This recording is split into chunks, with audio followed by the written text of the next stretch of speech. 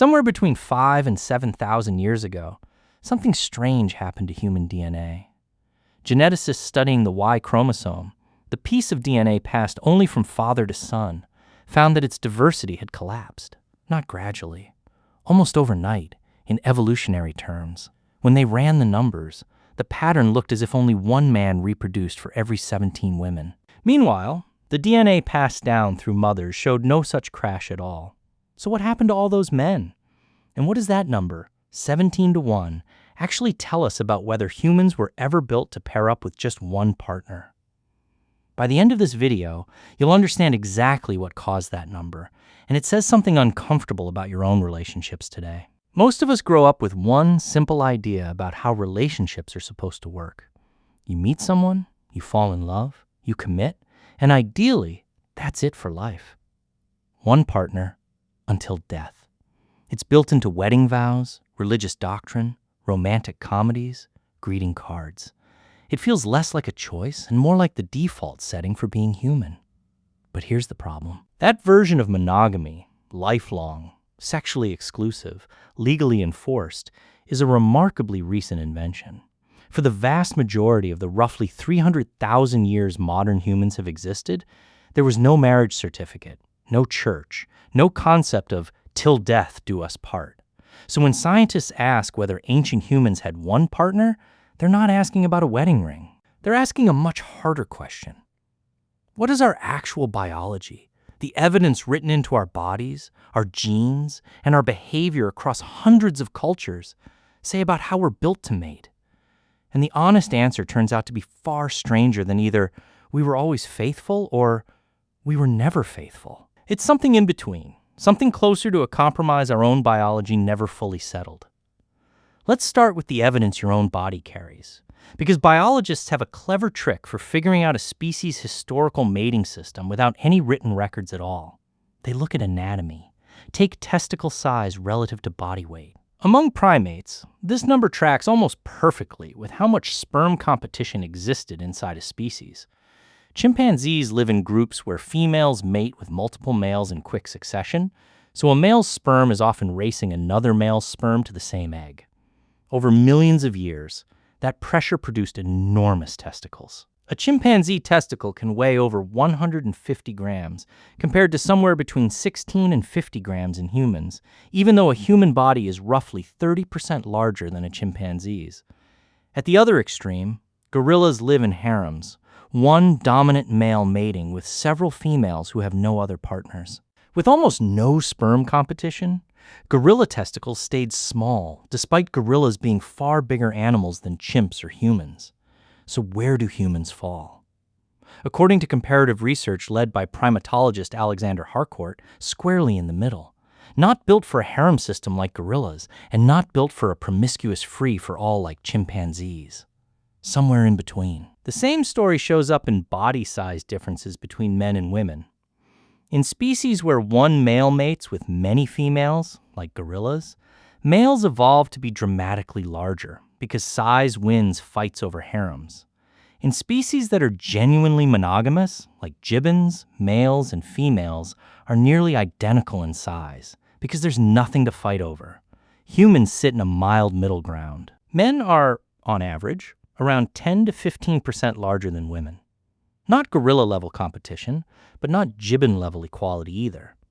Your own skeleton is quietly reporting a mating history that was never fully monogamous and never fully polygamous. Anatomy tells you what evolution built. Anthropology tells you what humans actually did with it. In the 1960s, anthropologist George Murdoch compiled data on hundreds of human societies from around the world into what's now called the Standard Cross-Cultural Sample. Later researchers, including Frank Marlowe, used that same data set to study marriage patterns specifically, and the results surprised a lot of people. Roughly 85% of documented human societies have permitted polygyny, one man having multiple wives, at some point in their history.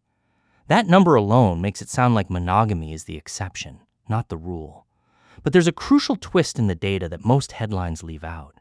Even inside societies where polygyny was allowed, the majority of actual marriages were still monogamous. Having multiple wives took wealth, land, or status, and most men simply didn't have enough of any of those to support more than one household. So polygyny was legally or culturally permitted almost everywhere, but practically limited to a small elite. Among hunter-gatherer societies specifically, the ones that most closely resemble how our ancestors likely lived for most of human history, marriages tended to be even more consistently monogamous, or what researchers call serial monogamy, one partner at a time, with relationships that sometimes ended and reformed with someone new. So the cross-cultural evidence doesn't point to humans being naturally polygamous or naturally monogamous. It points to a species capable of both defaulting to one partner at a time, mostly because of practical constraints, not because of some hardwired rule against wanting more. Now let's go back to that number from the beginning. 17 women reproducing for every one man. This was first documented in 2015 by population geneticist Monica Carmen and her team, published in the journal Genome Research.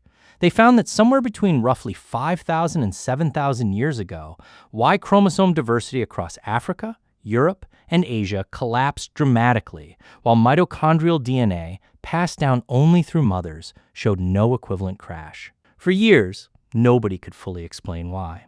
Then, in 2018, a team led by Stanford researchers Tiancheng Zheng, Alan Aw, and Marcus Feldman ran a series of computer simulations to test different explanations, published in Nature Communications. The scenario that actually reproduced the pattern in the real data involved patrilineal clans, groups of related males who inherited status and land through the father's line, engaging in frequent warfare with rival clans. When one clan wiped out or absorbed another, an entire male lineage could vanish from the gene pool in a single event, while the women from the defeated group were often incorporated into the winning clan and continued passing on their mitochondrial DNA. Here's the important part. This bottleneck almost certainly wasn't about romantic pair bonding at all. It lines up with the rise of agriculture, private land ownership, and inherited wealth, meaning it was really about power. A small number of high-status men were fathering a disproportionate number of children, not because ancient humans were universally non-monogamous, but because once resources could be hoarded and passed down, some men could support far more wives and offspring than others. In other words, the 17-to-1 ratio isn't evidence that ancient humans, in general, avoided pair bonding. It's evidence that once inequality entered the picture, mating became tied to wealth and power in a way it never had been for hunter-gatherers living hand-to-mouth. Scarcity and status did what raw biology alone couldn't. So if humans have this deep capacity for polygyny sitting in our anatomy and our history, why does pair bonding exist at all? Why do most people, across nearly every culture, still form intense, exclusive attachments to one partner? One influential answer comes from anthropologist Owen Lovejoy, who published a theory in the journal Science back in 1981 that's still debated and cited today. Lovejoy argued that walking upright, the single trait that separates our lineage from every other ape, might have evolved specifically to support pair bonding. His logic goes like this. A four-legged primate can't carry much food while moving, but a bipedal male, walking on two legs with his hands free, could gather food and carry it back to a single mate and her offspring. In exchange for reliable provisioning, the female would be more likely to focus her attention and her sexual availability on that one male. Lovejoy's argument was that standing upright wasn't primarily about seeing over tall grass or using tools. It was about becoming a better long-term partner. There's also a chemical story here, and it starts, oddly enough, with rodents. Researchers studying prairie voles, which mate for life, and montane voles, close relatives that don't pair bond at all, found the difference came down to receptors for a hormone called vasopressin in a specific brain region. More receptors, stronger pair bonding. In 2008, a team at Sweden's Karolinska Institute, led by Hasse Wallum, tested whether something similar might apply to humans. They studied 552 pairs of twins and looked at a gene called AVPR1A, the human version of the same vasopressin receptor gene studied in voles. Men carrying a particular variant, called allele 334, found in roughly 40% of men, scored measurably lower on partner bonding, were less likely to be married, and reported more marital crises when they were. So the drive to bond with one person isn't just cultural conditioning. It's sitting in your hormones and your genes, running in parallel with the same body that evolved testicles built for a species that wasn't always faithful. Two contradictory evolutionary pressures, both real, both still present in you. This is where the psychology gets genuinely strange, and it's the part most people never hear. Anthropologist Helen Fisher, who has spent decades studying love using brain scans, argues that humans don't actually have one mating drive. We have three, and they evolved separately for different reasons. The first is lust, driven mainly by testosterone and estrogen, and its job is simple. Seek out a viable mate, more or less any viable mate. The second is romantic attraction, the intense, obsessive, can't stop thinking about this specific person feeling, driven largely by dopamine. Fisher's brain imaging research found that this state activates reward circuitry strikingly similar to what shows up in addiction, and to the same brain regions involved in obsessive patterns. Its job is to narrow your focus onto one individual. The third is attachment, driven by oxytocin and vasopressin, the same hormone system involved in that vole research. Its job is to keep two people bonded long enough to raise a child through the most vulnerable years. The twist is that these three systems can run independently of each other. You can feel deep, secure attachment to a long-term partner while simultaneously feeling a spike of romantic attraction or plain lust towards someone else entirely. That's not a character flaw or a sign your relationship is broken. According to Fisher's model, it's three separate, evolutionarily ancient circuits, each doing its own job, occasionally overlapping in uncomfortable ways. Fisher found supporting evidence for this in an unexpected place: global divorce statistics. In a 1989 study analyzing United Nations data across 58 societies, she found that divorce risk consistently peaks around the fourth year of marriage, and most often among couples with one dependent child. Her interpretation was that this timeline roughly matches how long it takes to get a single child through infancy in a hunter-gatherer setting. Her theory is that ancestral humans may have practiced something closer to serial pair bonding, forming an intense attachment, raising one child to relative independence, and then, in many cases, moving on to a new partner and a new genetic pairing, rather than staying with one person for life or never bonding at all. And there's one more piece that ties this whole picture together: jealousy. Psychologist David Buss found that men and women get jealous about slightly different things. Men, on average, react more strongly to the idea of a partner's sexual infidelity because historically that created uncertainty about whether they were raising their own child. Women, on average, react more strongly to emotional infidelity because historically that signaled a partner's resources and protection shifting towards someone else. Buss's argument is that jealousy itself is an evolved alarm system, and alarm systems only evolved for threats that were real and recurring.